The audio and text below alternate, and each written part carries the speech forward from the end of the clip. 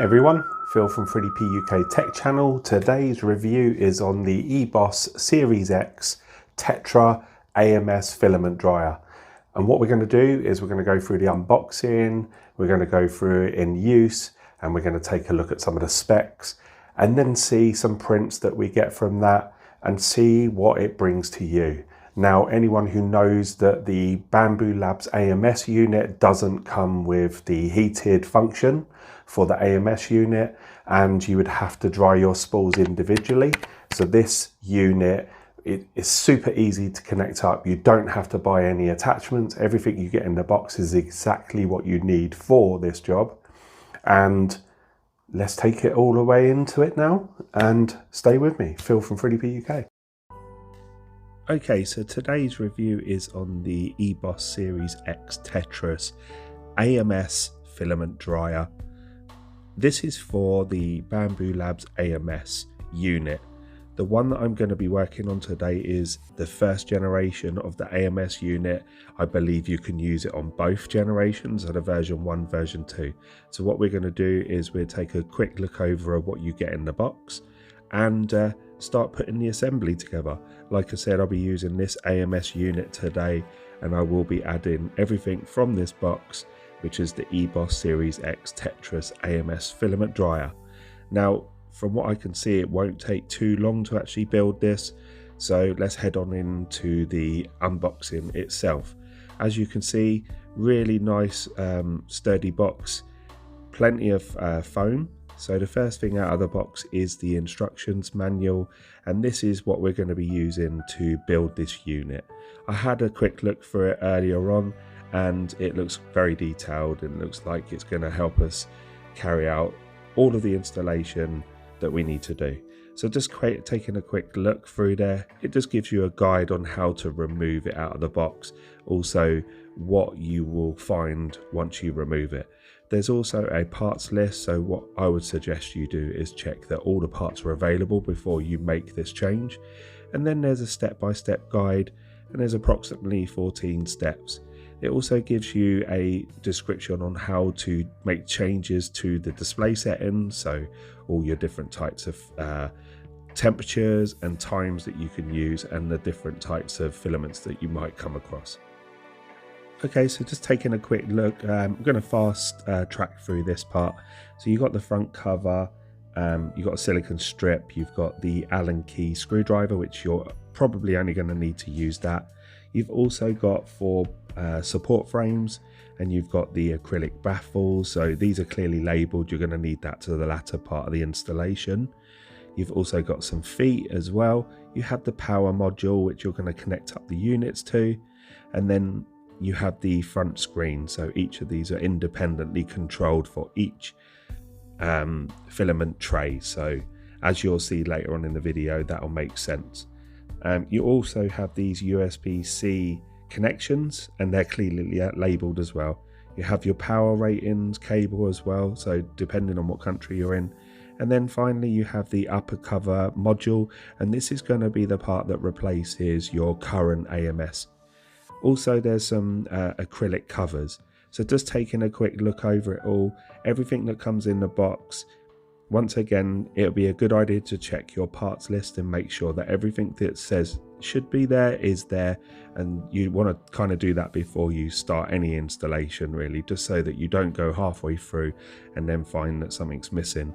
We are going to follow this instructions manual.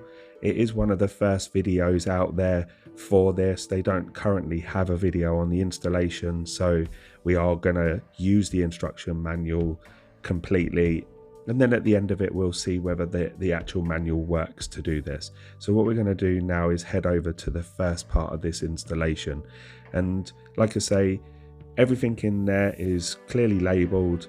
Everything that you need is in this instruction manual. Once again, double check. You have screws and bolts and cables, everything you require to put it together. So that's what we're going to do now. At the back of it, you'll see those little rated parts, and that's actually an air release, so if it overheats and stuff. So let's head over to the actual installation part now. Okay, so what we want to do is turn over the AMS unit that we're going to be working on. and this is to remove the 4 bolts. So altogether there's 2 this side and 2 on the other side. The way to access that is to use this Allen screwdriver that they supplied you. It's got quite a long nose to it, so you'll be able to reach in. Now it's accessed from underneath. There's a little gap, and you'll notice that there's two screws either side. And what you want to do is remove those, and this will remove the lid itself. You are going to need to keep these screws because it's something that you're going to need to use for the replacement AMS lid, which is the heated lid from Eibos. So what we want to do now is just remove those. Okay, so gently prising that apart, make sure that the screws are fully removed. You don't want to snap that. It could actually damage the lower part, which is this part you're going to keep. So once again, with this lid, I would suggest you keep that. You don't really want to discard it. It's something you're going to need. Now, you'll notice that this is the new upper cover module. So this is the main heated part, and then everything that we're going to install afterwards connects up to this to create the heated channel. So what we want to do is put the lid upside down like so, and then turn the AMS unit upside down, and you want to match up those holes, and you're going to be using the supplied screws that you had when you removed that. They also come with some, I'm going to use this because it actually suggests to me to use new screws. So these are the M3H8. So it's clearly marked on the label. You're going to put 2 either side in exactly the same location. You're going to need to make sure that the hinge has fully connected up. You don't want to cross thread that. So just keep checking. So we're going to fast track through that part. Okay, so the next part is to add the support frames. So in total you have 4 of those, and in the little bag you'll get the support frame and the front cover for the AMS unit. With the support frames you're going to be using the M3H8 screws, and you require 2 of those. You'll notice that there's 2 holes already pre-drilled onto the bottom of the AMS unit, so that's what we're going to use. The other thing to mention is that the way that you have this is to have the groove on the outside of each side, and this is so that you can fit the cable in later on in the installation. Now a quick word from today's video sponsor, PCBWay.com. PCBWay do PCB board prototyping, PCB assembly, FPC and rigid flex, advanced PCPs, CNC and 3D printing, and also SMD stencils. Each of those have a selection that you could create your own individual projects. They also have little events going on, so always check out their monthly prize draws and events that they hold. They're also a safe payment system, and they provide you with details and delivery worldwide. That was PCBWay.com. Right, back to adding the brackets. So you're going to find there's 2 holes in there. Once again, make sure the channel is on the outside, and you're using the M3H8. You only need 2, and we'll do all 4. So as you can see, all 4 have now been installed with the outer channel on each outer side. So definitely make sure you do it that way. Okay, so the next thing we want to do is connect up the Type-C cables. There are 4 of them, and they're each clearly marked for each output. So you've got the control and the power module, etc. So you want the screen one at the front, and that's so that you can connect up the 4 individual screens. So what we're going to use is the brackets that we've just installed. You want to fit it on the outside channel. Now it's only the 2 outside ones that will fit into this. The 2 middle cables will fit loosely, but once we connect up the rest of the actual system, you'll notice that you'll need to try and manipulate those cables into place. So clearly marked, plug them in. One will be for the power module, which will connect up on the next step.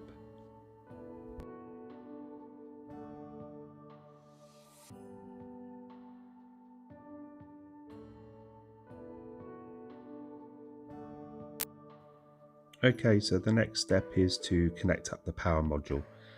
You want to have the USB-C inlet on the inside and the groove towards the back. So that's how we're going to connect it up. and you're going to use the M3H10 screws to actually connect it up to the bottom of the bracket. Now, once you've connected up all of the USB-C connections, you kind of want to make sure that you go in sequence, so from left to right. Otherwise it will get confusing if the screen is activating and heating up the wrong AMS slot. So just make sure you get them in order, and then they kind of sit nicely over these brackets and they slot into place, and then you use the M3H10 screws to connect up.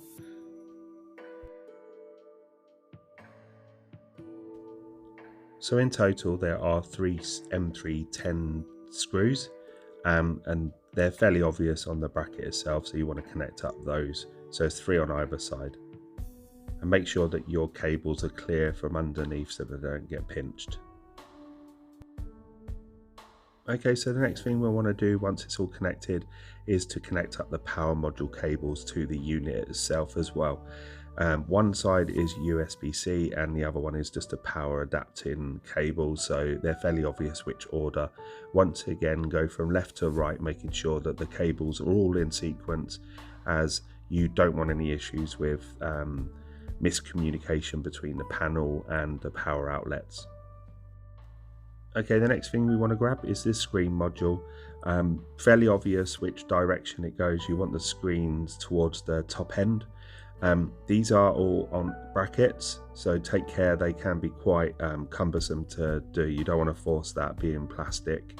And once you're happy with it in being in that sort of orientation, we can connect it up to the bracket once again, exactly the same way we did with the power module, making sure all the cables are clear and free. If you want to connect up the USB-C cables to the screen, you can do so, but I prefer to do it towards the end. And then using the M3H10 screws, it's 3 on either side, again much like the power module.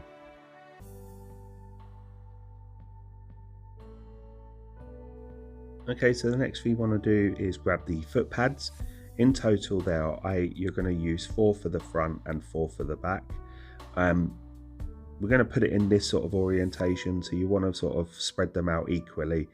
I wouldn't just put them any old way. It's kind of helps with like the stability of the actual unit, and this is kind of the orientation that I'm going to go for. So we're going to do that with the 4 at the back and 4 at the front, and they have sticky adhesive, so really easy to use. And as you can see, that's complete. Okay, so the next thing you want to do is connect up the USB-C to the back of the screen. Once again, there's going to be a bit of tension on the cables, so try not to pull anything too seriously. You don't want to damage it, and you do that for all 4 modules.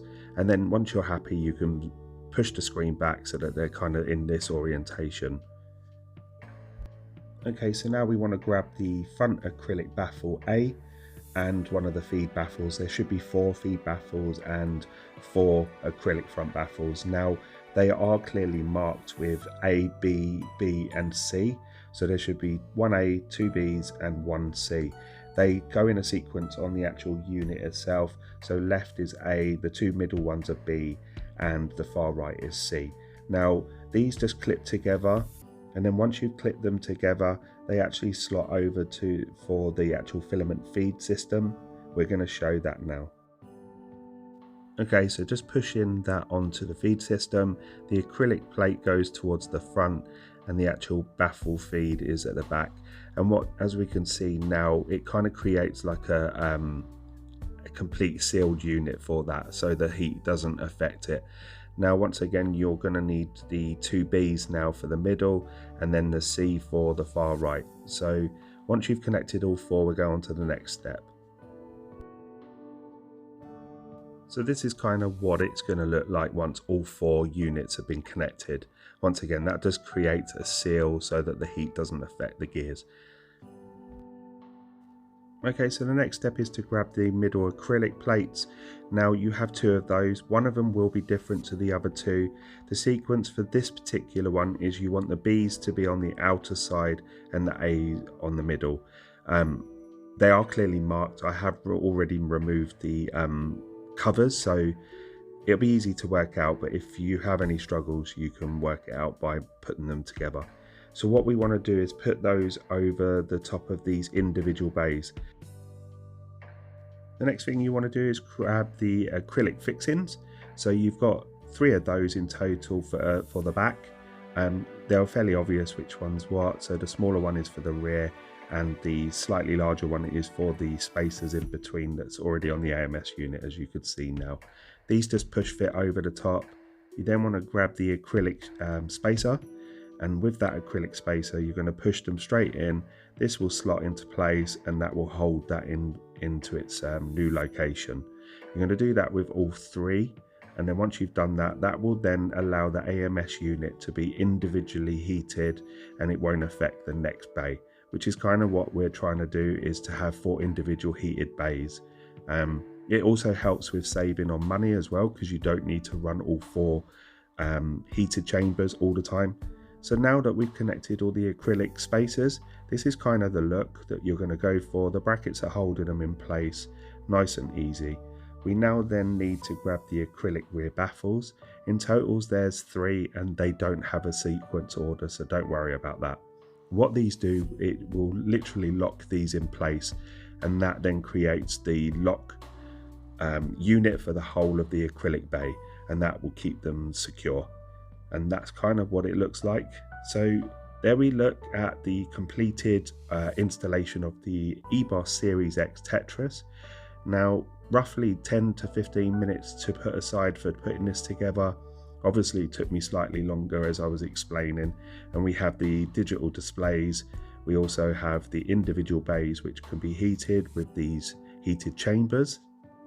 Okay, so let's just quickly go over some of the specs for this. We're looking at around about 10% to 99% on the humidity range, and the temperature range between 20 and 65. Each of these chambers are individually heated, so each of them can be uniquely, so you could have 1 running and not 4, or if you want all 4. At the back you have all the power connections, but you also have the automatic ceiling cover operation, so once in operation that will actually rise. So as you can see, the Eibos screen is much like their dryers, so nice and easy to use.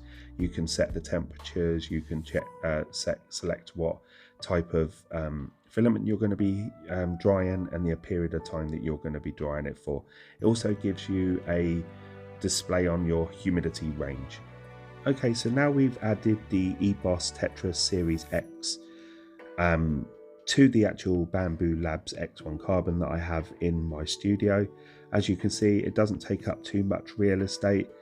Yes, there are more cables, and yes, you will have the requirement to have an additional power outlet in comparison to the original. Each bay is individually heated, so it does have that individual requirement for that. You also have the automatic ceiling cover operation, so those parts there will actually rise and lower during operation, and that just helps with airflow. So as you can see, with the acrylics fixings and spacers, we now have heated individual bays.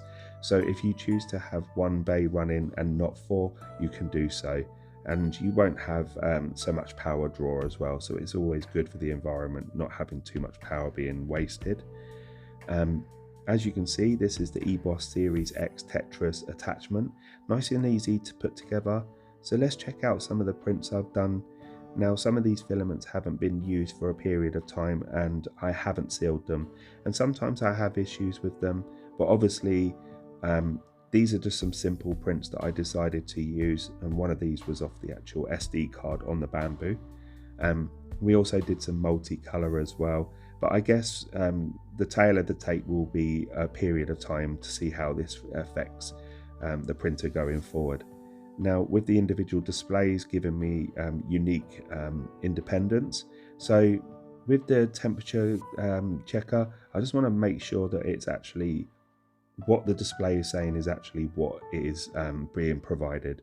Now, it's going to be a rough estimate, to be fair, because the fact that I have actually got the lid open, so you're going to get a misvariation on the display anyway.